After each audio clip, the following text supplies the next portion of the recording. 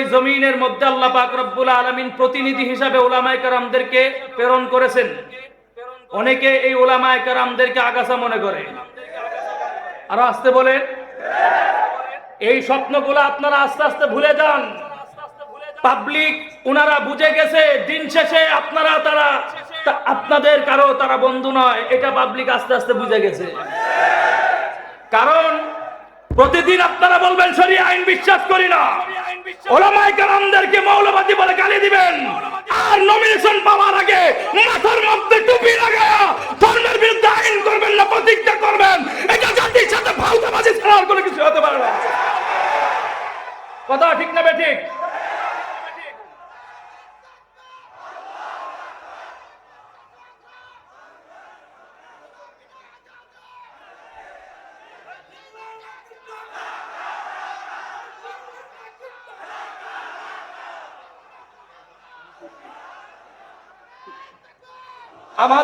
আমাদের মুসলিম জাতির একটু লজ্জা হওয়া দরকার। যারা মাহফিলের ভিতরে আইসা কালেমার স্লোগান দিবে, আল্লাহু আকবারের ধ্বনি তুলবে, এটা তুলতে তারা এখানে ভয় পায়, অথচ তারা রাজপথে গিয়ে দলের মিছিল করে, এটা আমাদের জন্য লজ্জাজনক ছাড়া আর কোনো কিছু হতে পারে না।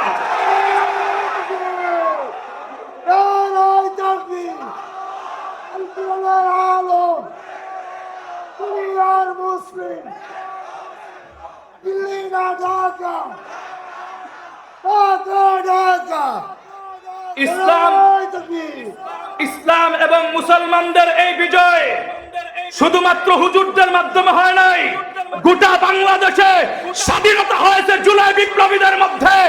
আর সেই শত শত জুলাই বিপ্লবীদের মধ্যে হতে একজনকে যারা টার্গেট করে সরিয়ে দিয়েছে, তার নাম হচ্ছে উসমান হাদি। উসমান হাদির কোনো ধরনের কোনো অপরাধ ছিল না, একটা অপরাধ ছিল, তিনি সব সময় বলতেন আমি রাজনীতি করতে আসি নাই, আমি রাজনীতির নীতি পরিবর্তন করতে আসছি। উসমান হাদি সব সময় বলতো আমি আল্লাহকে ছাড়া অন্য কারো ভয় করতে পারি না। সেজন্যই তো আজকে আমরা স্লোগান দিয়ে বলি, তুমি কে আমি কে, তুমি কে আমি কে, ইনকিলাব ইনকিলাব ইনকিলাব ইনকিলাব, নারায়ে তাকবীর। এক হাদি লোকান্তরে, এক হাদি লোকান্তরে। মোহতারাম হাজিরিন, কথাটা পরিষ্কার বুঝেন। রাষ্ট্র পরিচালনা নিয়ে উলামায়ে কেরাম কথা বলবে, আমার পরে একজন ব্যক্তি আসতেছেন ইবনে শাইখুল হাদিস। আপনারা ওনাদেরকে রাষ্ট্রীয়ভাবে পরিচালনা ভাবে আপনারা চিনেছেন, কিন্তু ইবনে শাইখুল হাদিসের ছোট্ট একটা পরিচয় আমি দেই। উনি কেমন মানুষ যাকে আপনারা গ্রহণ করবেন, যার নেতৃত্বে আপনারা সমাজে ঢুকবেন, আপনাদেরকে আমি ছোট্ট একটা পরিচয় দেই। এখন কথাটা বুঝেন, এই আপনারা মাঝখান থেকে কথা বলেন না, কথাটা বুঝেন। ইবনে শাইখুল হাদিস সাহেব কেমন মানুষ আপনারা জানেন? 2014-15-তে যখন আমি ভৈরব কমলপুর মাদ্রাসায় পড়ি, ভৈরব কমলপুর মাদ্রাসায় পড়ার সময় ইবনে শাইখুল হাদিস সাহেব একবার আমার বয়ান শোনার জন্য চেয়েছেন। তখন আমি ছাত্র, গাড়িতে উঠবার পরে তিনি লম্বা সময় আমার বয়ান শুনছেন।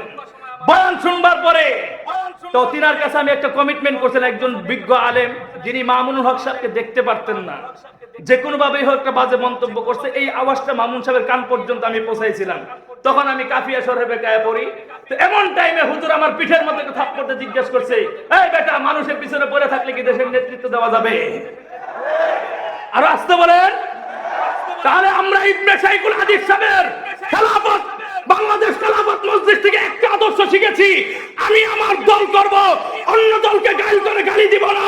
আমি প্রত্যেকটা ইসলামিক দলকে বলবো, যার যার জায়গা থেকে রাজনীতি করবেন, কারো বিরুদ্ধে যাওয়ার চেষ্টা করবেন না, সবাই মিলে ঐক্যবদ্ধ হয়ে ইসলামকে ক্ষমতায় আনবার চেষ্টা করেন। কথা ঠিক না বেঠিক? কিন্তু আমি একটা কথা বলি, এখন বুঝেন রাষ্ট্রের মধ্যে কি সমস্যা, এই বিষয়ে বড়রা কথা বলবো। আমি একটু সমাজ নিয়ে কথা বলি। আমাদের সমাজের দুরবস্থা, আমাদের সমাজে নষ্ট হয়েছে কোত্থেকে জানেন? মুরব্বীরা আমাকে মাফ করবেন, প্লিজ, ইউ ফরগিভ মি, অগ্রিম ক্ষমা চেয়ে নিচ্ছি। আমাদের গোটা সমাজটা অধিকাংশ নষ্ট হয় সাদা দাড়িওয়ালা মুরব্বীদের কারণে। আপনারা কষ্ট পাবেন না, কেন বললাম জানেন? বলেন তো দেখি, একটা মসজিদের সভাপতিকে, মুরব্বী, মাদ্রাসা সভাপতি মুরব্বী, সেক্রেটারি মুরব্বী ওনারা যখন দায়িত্ব পালন করে আমাদের কোনো আপত্তি নাই, কিন্তু বড় দুঃখ লাগে ওনারা দায়িত্ব পালন করতে গিয়া নাইবে রাসূল ওয়াসাতুল আম্বিয়া উলামায়ে কেরামদের উপর চোখ রাঙায় কথা বলে। এটাও আমার কোনো আপত্তি নাই, মুরব্বী তার বয়সে ভারে বলতে পারে, কিন্তু আমার আগামী যুব প্রজন্মদেরকে তারা নষ্ট করে দিচ্ছে। মুরব্বীদের এই আচরণ দেখে আজকে যুব সমাজ ইয়াং সোসাইটি 25 বছরের যুবকরা আলেমদের সামনে দাঁড়ায় বা মাদ্রাসা সিগারেট খায়। কথা সত্য বললাম না মিথ্যা বললাম? সময়ের বাস্তবতার কথা। আজকে যুব সমাজ আলেমদেরকে সম্মান দেয় না কেন? মুরব্বীদের কাছ থেকে শিখেছে। কিন্তু আমি আপনাদেরকে একটা জিনিস বলতে চাই, পৃথিবীর মধ্যে সবচেয়ে বড় উগ্র বর্বর জাতি কোনটা ছিল জানেন? জাহিলিয়াতের যুগের মানুষ। আর আসতে বলেন জাহিলিয়াতের যুগের মানুষগুলা, সেই মানুষগুলা তো সোনার মানুষে রূপান্তরিত হয়েছে। প্রশ্ন আসতে পারে কিভাবে হয়েছে জানতে চাও? ওলামায়ে কেরাম ইস্তিদাসে জিজ্ঞাসা করেন, প্রত্যেকটা ওলামায়ে কেরাম কণ্ঠ ছেড়ে আওয়াজ দিয়ে বলবে ইয়াতলু আলাইহিম আয়াতিহি ওয়া ইউযাক্কিহিম। অধিকাংশ গোমরা মানুষগুলা কোরআন তেলাওয়াতের মাধ্যমে পরিবর্তন হয়ে গেছে। তাহলে এই কোরআন তেলাওয়াতের আওয়াজ আমাদের সমাজে প্রয়োজন আছে না নাই? ছোট্ট একটা ঘটনা বলতেছি, কথা বুঝেন। কোরআন তেলাওয়াতের কত দাম। আবু বকর রাদিয়াল্লাহু তাআলা আনহু হঠাৎ করে তিনি একবার মক্কা ছেড়ে চলে যাচ্ছেন। চলে যাওয়ার পরে পথিমধ্যে একজন সাহাবী তার আটকে জিজ্ঞেস করে, আবু বকর তুমি কোথায় যাচ্ছ? তিনি বলতেছেন মক্কাবাসীদের কাফেরদের অত্যাচারে মক্কা ছেড়ে চলে যাচ্ছি, এখানে থাকা সম্ভব হচ্ছে না। তখন তিনি জিজ্ঞাসা করলেন, কি রে আবু বকর, তোমার মতো ব্যক্তি আরহামু বিউম্মতি আবু বকর, এত বড় নরম দিলওয়ালা মানুষ যদি মক্কা ছেড়ে চলে যায়, এটা মক্কাবাসীদের জন্য লজ্জাজনক এবং দুঃখজনক। তিনি বললেন যে আমি কাফেরদের সাথে যে বৈঠক করতেছি, কেন তোমার উপর অত্যাচার করে একটু জানতে চাই। ওদের সাথে যখন বৈঠক বসলো, বসবার পরে তারা জানতে পারলো যে বলতেছে তারা যে আবু বকর ইসলাম গ্রহণ করছে, তা আমাদের কোনো আপত্তি নাই। আবু বকর মানুষের কাছে কালেমার দাওয়াত দিবে, তাতেও কোনো আপত্তি নাই। কিন্তু আপত্তি হচ্ছে এক জায়গায়, আবু বকর যেন তার বাড়িতে কোরআন তেলাওয়াত করে বাহিরে এসে তেলাওয়াত না করে। তো তখন তিনি বললেন তার বাড়ি তার উঠান, সে কোন জায়গায় তেলাওয়াত করবে না করবে সেটা তার ব্যক্তিগত ব্যাপার, তোমরা বাধা দিবা কেন? তো তখন বলতেছে বাধা কেন দেই, এমনিতে দেই না। কেন? তোমরা তো জানো ভালো করে লোহা আর চুম্বক দুটা দূরত্ব যতই থাক একটা আরেকটাকে আকর্ষণ করে কাছে মিলায় ফেলে। সাপুরীরা যখন বিনবাঁশি বাজায়, বিনবাঁশির তালে সমস্ত জঙ্গলের সাপগুলো সাপুরীর সামনে এসে উপড়ে পড়ে। আবু বকর যখন আল্লাহর কোরআনটাকে তেলাওয়াত করতে থাকে, কোরআন তেলাওয়াতের আওয়াজের মাধ্যমে, কোরআন তেলাওয়াতের কণ্ঠের মাধ্যমে মক্কাবাসীদের সমস্ত ছোট্ট ছোট্ট বাচ্চারা সাপের মতো দৌড়ায় তার বাড়িতে যেয়ে উঠে পড়ে। তারা কোরআনের আয়াতকে রুদ্ধ করতে চাইছে, কিন্তু পরিষ্কার ভাষায় বুঝেন আমি এই কথাটা কেন বললাম জানেন? এই কোরআন তেলাওয়াত আমাদেরকে হেদায়েত দেয়, কিন্তু আজকে আমাদের মুরব্বীদের বয়স হয়ে গেছে 50-এর উপরে, 60-এর কাছাকাছি, এক পাও কবরের দিকে। আজও পর্যন্ত বুকে হাত দিয়ে খোদার কসম খেয়ে বলবো, এখানে যদি 1000 মুরব্বী থাকে 500 দাঁড় করাবো। 500 দাঁড় করায় যখন আমি জিজ্ঞাসা করবো আমাকে সূরা ফাতিহা কুল হুয়াল্লাহটা শুদ্ধভাবে শোনান, খোদার কসম খেয়ে বলতে পারি 450 মুরব্বী কুল হুয়াল্লাহ সূরা ফাতিহা শুদ্ধভাবে পড়তে পারবে না। এই হচ্ছে সমাজের অবস্থা। কিন্তু তাও না, কিন্তু আমাদের এলাকায় হাফেজ মাদ্রাসা আছে না, ছোট্ট ছোট্ট বাচ্চারা দেখবেন রাস্তা দিয়ে যায়, ওরা সবচেয়ে বেশি দুষ্টামি করে। তো দুষ্টামি করবার সময় কি হয় জানেন? এই মুরব্বীরা গালিগালাজ করে। খবরদার, আপনারা হয়তো আগে গালিগালাজ করছেন, ভবিষ্যতে আর কোনোদিন আমার বাচ্চাদেরকে গালিগালাজ করবেন না। কারণ কি জানেন? আপনি যে আজকের ছাত্রটাকে গালি দিচ্ছেন, আপনার বাবা কবরে শুয়ে আছে, 24 ঘন্টা অপেক্ষা করে বাসুয়া কবিরপুরের আজকের ছাত্র যখন কবরে পাশে দুষ্টামি করে, তার কবরে আযাব মাফ হয়ে যায়। আপনি তারা গালি দেন, মিয়া হিসাব করে দিবেন। কিন্তু খেয়াল করবেন, হেসখানা ছাত্ররা যেমন দুষ্ট হয়, তার থেকে বেশি দুষ্ট হয় উস্তাদদের ছেলেরা। এর মধ্যে আমার বাবা হচ্ছে একজন আলেম, আমার মাও হাফেজ, আমরা পুরো গোটা ফ্যামিলি হচ্ছে আলেম সমাজ। তো হেসখানার মধ্যে যখন আমার বাবা শিক্ষক ছিল, তো উস্তাদদের ছেলে সাথে বড় বান্দর আর কেউ হয়? আমরা যখন 3 মাস পড়াশোনা করছি, বন্ধের ছুটি যখন পাইছি, আমাদের সাথে বড় বান্দর কেউ হয় নাই। বাড়িতে যখন যাইতাম, যাওয়ার পর আমাদের পুরো ফ্যামিলি আলেম। ছোট্টবেলায় সমাজের মধ্যে দেখতাম প্রত্যেকটা পাড়ায় মহল্লা স্কুলে পোলাপান ঢাকার ছেলেগুলো ফজরের নামাজের পর পর দোকানের সামনে এসে উঠানে এসে মার্বল খেলতো, লাডুম খেলতো, ডাঙ্গুরি খেলতো। এই খেলাগুলো আর নাই। বর্তমান প্রজন্মের যে যুব সমাজ আছে, ওরা এখন অনলাইনে বসে বসে ছেলে মেয়ে একসাথে ফ্রি ফায়ার এবং পাবজি খেলে। এই খেলাগুলো বন্ধ হয়ে গেছে। বাপ মা আমাদেরকে যাইতে দিত না। এখন 3 মাস পড়াশোনা করছি, বাড়িতে আসলে আম্মা বলতো কোরআন শরীফ পড়, আব্বা বলতো ফজরের পরে কোরআন শরীফ পড়, চাচারা ধইরাই না বসায় দিত কয় কোরআন শরীফ পড়। এই বিরক্তির কারণে কি করতাম জানেন? 3 কোনা জাল ছিলেন, গুড়া মাছ মারে যে 3 কোনা জাল গুড়া মাছ মারে, এটা বাড়ি থেকে বের করে অন্য বাড়িতে রাখতাম। কিন্তু আলহামদুলিল্লাহ গর্বের সাথে একটা কথা বলতে পারি, আমাদের 16-17 বছর আগের ইতিহাস বলতেছি, ওই জমানার মধ্যে যে মুরব্বী আমার বাপ চাচারা ছিল, ওনারা হয়তো অশিক্ষিত ছিলেন, আলহামদুলিল্লাহ কোন আলেমদের উপর চোখ রাঙায় কথা বলে নাই। কিন্তু ওই সময় যখন আমরা ফজরের আগে জালটা কিনে আরেক বাড়িতে রাখতাম, পলায়া পলায়া যাইতাম তো শীতের মধ্যে, যাবার সময় আমার পরদাদার বাড়ির উপর দিয়ে যাইতাম, পর চাচার বাড়ির উপর দিয়ে যাইতাম। আলহামদুলিল্লাহ আজও কানো সেই বেশে আসে। ফজরের নামাজে পরে যখন জাল নিয়ে বের হতাম, প্রত্যেকটা পাড়ায় মহল্লায় মহল্লায় দেখতাম আমার বুড়া দাদাদের কণ্ঠে, আমার বুড়া চাচির কণ্ঠে, আমার বুড়া চাচার কণ্ঠে সূরা ইয়াসিনের আয়াতের তেলাওয়াতের মাধ্যমে গোটা সমাজ আসমান এবং জমিনগুলো মুখরিত হয়ে যেত। কয় বছর আগের কথা বললাম? সবে মাত্র 16-17 বছর আগের কথা। এই 16-17 বছরের ব্যবধানে সরকার আমাদের হাতে অ্যান্ড্রয়েড দিছে, মোবাইল দিছে। এখন আলহামদুলিল্লাহ মুরব্বীরা এখন আর নামাজ পড়ে না, দেখবেন কোরআন শরীফও পড়ে না, ওরা সারা রাত বসে বসে টিভি দেখে, হিন্দি ছবি দেখে। অনেকে যদি হিন্দি ছবি না বুঝে তাহলে দেখবেন সময় কাটানোর জন্য হারুন কেসেন যারা বাদের না দেখে, সারা রাত বসে বসে দেখে। ফজরের আজানের আখ্যান দিয়ে ঘুম যায়, ঘুম তো যায় যায় মারহাবা, দেখবেন ফজরের নামাজ।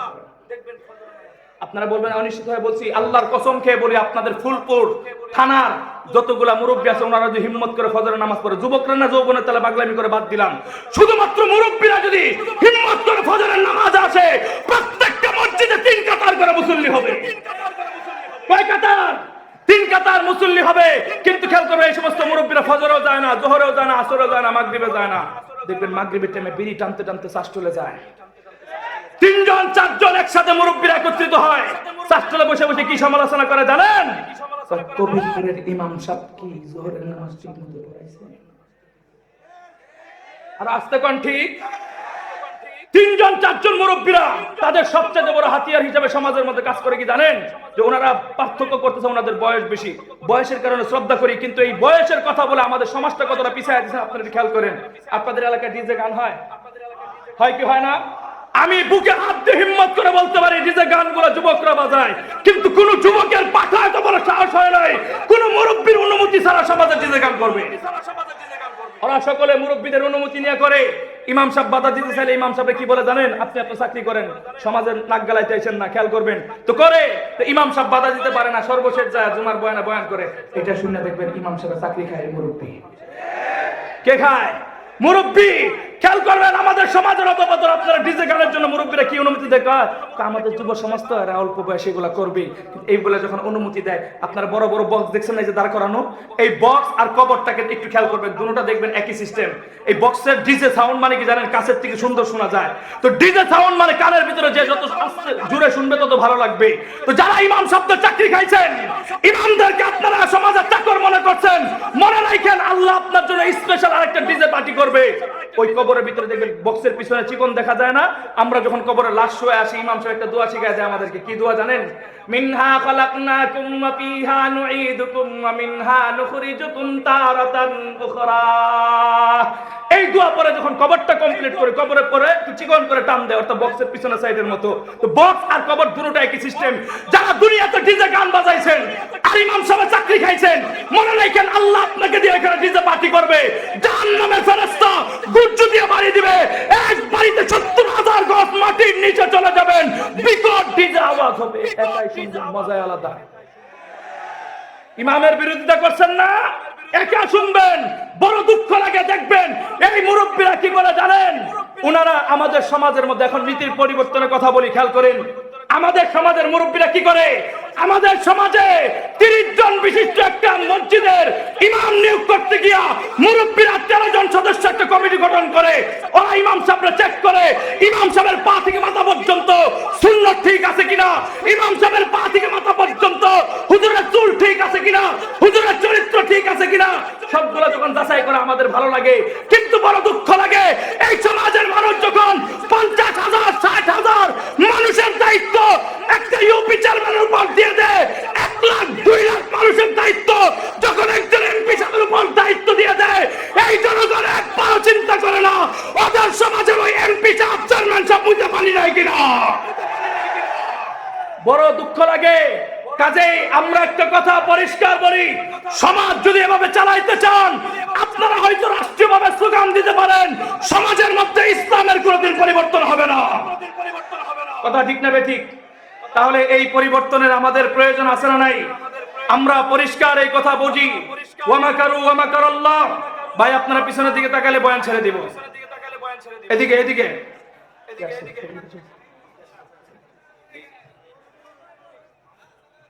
একটা তাকবীর যে নারে তাকবীর, নারে তাকবীর, জিন্দা শাহজালালের আগমন, জিন্দা শাহজালালের আগমন, ইবনে শাইখুল হাদিস সাহেবের আগমন, বাসুয়া কবিরপুরের পক্ষ থেকে, ফুলপুরের পক্ষ থেকে ইবনে শাইখুল হাদিস সাহেবের আগমন, নারে তাকবীর। মুহতারাম হাজিরিন, কথাটা পরিষ্কার বুঝেন। আমি আপনাদেরকে একটা কথা বলতে চাই, আমাদের এই আগামী দিনের রাষ্ট্র ক্ষমতার মধ্যে আমরা একটা বিষয় পরিবর্তন করতে চাই। আমরা শুধু দেখব কোন দলের দিকে তাকায় নয়, ব্যক্তি দেখে, আদর্শ দেখে। যেই মানুষের কাছে দেশ নিরাপদ, যেই মানুষের কাছে রাষ্ট্র নিরাপদ, সেই মানুষকে নির্বাচন করে আমরা ভোট দেব। কথা ঠিক না বেঠিক?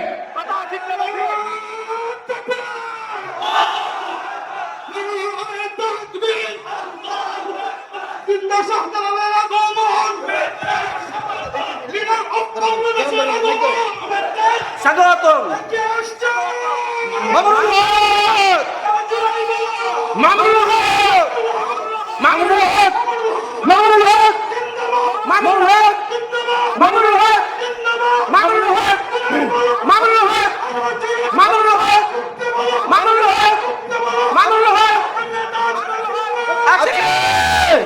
ওই সেই নেতা মামুনুল হক, জোরসে বলো মামুনুল হক, মামুনুল হক, মামুনুল হক, মামুনুল হক, মামুনুল হক, আল্লাহু আকবার। লাল গোলাপ শুভেচ্ছা, লাল গোলাপ শুভেচ্ছা, লাল গোলাপ শুভেচ্ছা, আল্লাহু আকবার।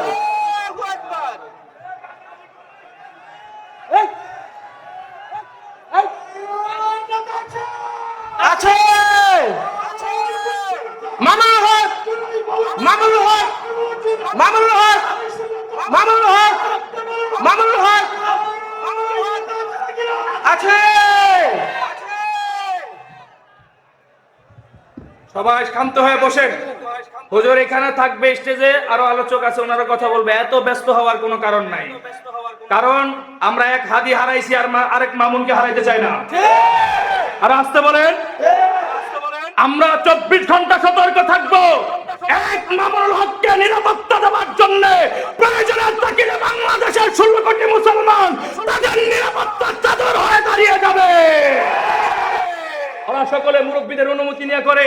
ইমাম সাহেব বাধা দিতে চাইলে ইমাম সাহেব কি বলে জানেন? আপনি এত চাকরি করেন, সমাজের নাক গালায় চাইছেন না, খেয়াল করবেন তো করে। তো ইমাম সাহেব বাধা দিতে পারে না, সর্বশেষ যায় জুমার বয়ানে বয়ান করে। এটা শুনে দেখবেন ইমাম সাহেব চাকরি খায় মুরব্বী। কে খায়? মুরব্বী। খেয়াল করবেন আমাদের সমাজের অধপতন। আপনারা ডিজে গানের জন্য মুরব্বীরা কি অনুমতি দেয়? আমাদের যুব সমাজ তো এরা অল্প বয়সে এগুলা করবে, এই বলে যখন অনুমতি দেয়, আপনারা বড় বড় বক্স দেখছেন না যে দাঁড় করানো, এই বক্স আর কবরটাকে একটু খেয়াল করবেন, দুটোটা দেখবেন একই সিস্টেম। এই বক্সের ডিজে সাউন্ড মানে কি জানেন? কাছের থেকে সুন্দর শোনা যায়। তো ডিজে সাউন্ড মানে কানের ভিতরে যে যত জোরে শুনবে তত ভালো লাগবে। তো যারা ইমাম শব্দের চাকরি খাইছেন, ইমামদেরকে আপনারা সমাজের চাকর মনে করছেন, মনে রাখেন আল্লাহ আপনার জন্য স্পেশাল আরেকটা ডিজে পার্টি করবে। ওই কবরের ভিতরে দেখবেন বক্সের পিছনে চিকন দেখা যায় না? আমরা যখন কবরে লাশ শুয়ে আসি, ইমাম সাহেব একটা দোয়া শিখায় দেয় আমাদেরকে। কি দোয়া জানেন? মিনহা খালাকনাকুম ওয়া ফিহা নুঈদুকুম ওয়া মিনহা নুখরিজুকুম তারাতান উখরা। এই দোয়া পরে যখন কবরটা কমপ্লিট করে, কবরের পরে একটু চিকন করে টান দেয়, অর্থাৎ বক্সের পিছনে সাইডের মতো। তো বক্স আর কবর দুটোটা একই সিস্টেম। যারা দুনিয়াতে ডিজে গান বাজাইছেন আর ইমাম সাহেব চাকরি খাইছেন, মনে রাখেন আল্লাহ আপনাকে দিয়ে এখানে ডিজে পার্টি করবে। জাহান্নামের ফেরেশতা গুজ্জু দিয়ে বাড়ি দিবে, এক বাড়িতে 70,000 গজ মাটির নিচে চলে যাবেন, বিকট ডিজে আওয়াজ হবে, একাই শুনবেন, মজাই আলাদা। ইমামের বিরোধিতা করছেন না, একা শুনবেন, বড় দুঃখ লাগে। দেখবেন এই মুরব্বীরা কি করে জানেন? ওনারা আমাদের সমাজের মধ্যে এখন নীতির পরিবর্তনের কথা বলি, খেয়াল করেন আমাদের সমাজের মুরব্বীরা কি করে।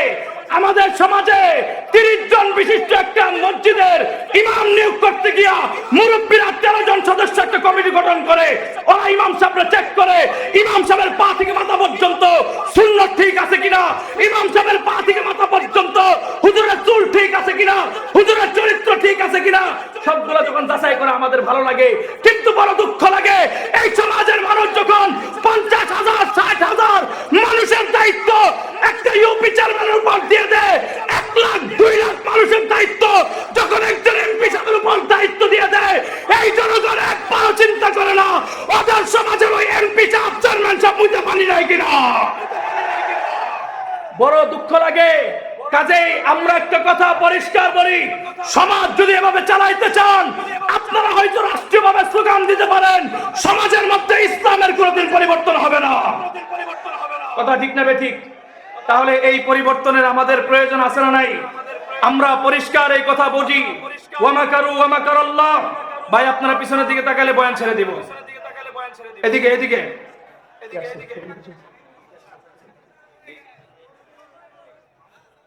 একটা তাকবীর দিন, নারে তাকবীর, নারে তাকবীর, জিন্দা শাহজালালের আগমন, জিন্দা শাহজালালের আগমন, ইবনে শাইখুল হাদিস সাহেবের আগমন, বাসুয়া কবিরপুরের পক্ষ থেকে, ফুলপুরের পক্ষ থেকে ইবনে শাইখুল হাদিস সাহেবের আগমন, নারে তাকবীর। মুহতারাম হাজিরিন, কথাটা পরিষ্কার বুঝেন। আমি আপনাদেরকে একটা কথা বলতে চাই, আমাদের এই আগামী দিনের রাষ্ট্র ক্ষমতার মধ্যে আমরা একটা বিষয় পরিবর্তন করতে চাই। আমরা শুধু দেখব কোন দলের দিকে তাকায় নয়,